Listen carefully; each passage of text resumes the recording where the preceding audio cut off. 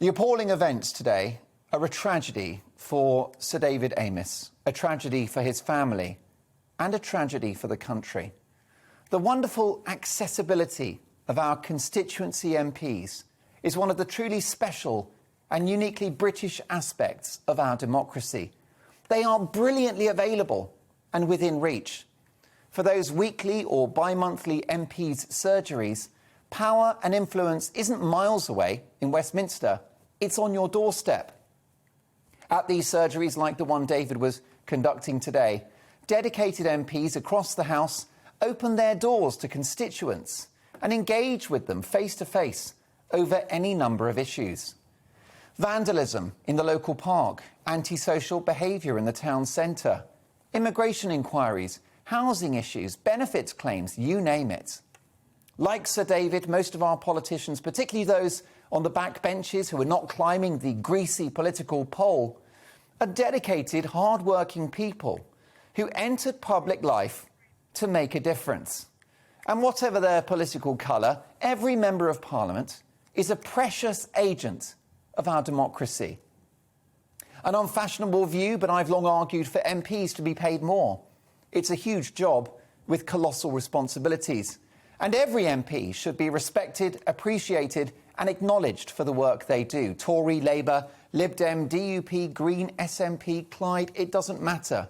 They represent everyone in their area.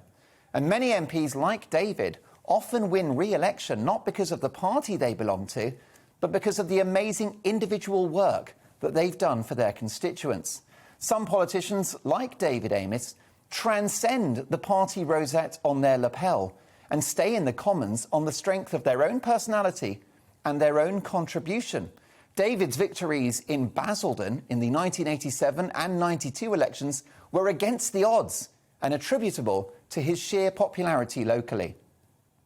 We don't have the full details of today's appalling tragedy, other than the fact that a member of the British Parliament, the home of representative democracy, has been killed today in the line of duty.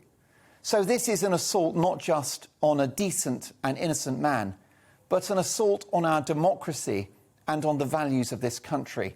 This dreadful crime has clear parallels with the murder of Joe Cox, a brilliant Labour MP who was murdered just over 5 years ago in similar circumstances. It's getting harder and harder to be a politician in this country. In Britain, political discourse has got more and more attritional. Verbal and physical attacks on the streets have become all too familiar. And you've got MPs themselves labelling their opponents scum. It's wrong. Verbal insults, unparliamentary language, online trolling, Twitter pylons, spitting in the street, eggs thrown, milkshakes. It's unacceptable. The verbal and physical abuse of politicians has got to stop.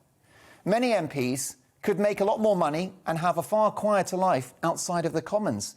We should hold them to account every second, of course, but also be grateful that they do the job. Every MP of every political colour should be challenged, yes, but also respected and appreciated for what they do. And they should be safe as they do it. We don't want to lose the uniquely direct relationship that voters have with their MPs. Clearly, the security provisions around GP surgeries must be looked at, and there are myriad other ways that the authorities will seek to prevent a tragedy like this happening again. But MPs will always be out and about and available to the public, which is why we need to foster a national mood of tolerance, of respect, of accepting a plurality of views. The public conversation around politics is now so toxic. There's so much division. It's got to stop. We've got to unite, to work out issues and disagreements through debate, through listening and through compromise rather than building online tribes.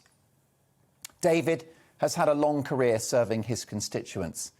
There is special legal provision for the murder of a police officer in this country, as it's rightly considered a uniquely heinous crime to kill one. Well, the same status should be enjoyed by those who represent us. The people of Basildon and latterly Southend West gave David Amess an opportunity to change politics and change the country, and in his own way, he did just that. A lifelong Brexiter, Pro-family values, pro-common sense, David was a man of conscience who pursued Tony Blair relentlessly after the debacle of the Iraq War. He was a man of deep religious faith, a pro-lifer, a campaigner for sufferers of endometriosis, and a tireless champion of animal rights. For almost 4 decades, David Amess had a platform and he used it. That platform has been taken away from him. But he made his mark and he made a difference. He touched lives and he changed lives. Many of those stories will never be told or make headlines, but will be felt by those involved.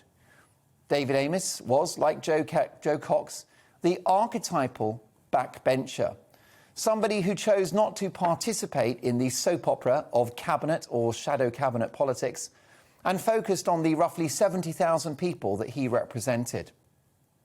Cabinet ministers are clearly political box office and enjoy the headlines, the TV cameras and the flash photography. But backbench MPs like David Amess aren't flashy at all. They put in the hard yards, the long, unglamorous hours. They go to the school fetes, the bingo nights, the fundraisers. They open hospital wings. They pound the pavements. They knock on doors. And they navigate their way through hundreds of letters a week and emails, grinding through a daily mountain of casework. Today, we've witnessed an evil crime and an appalling tragedy. And the country has lost a great man. Sir David Amess, MP, may you rest in peace.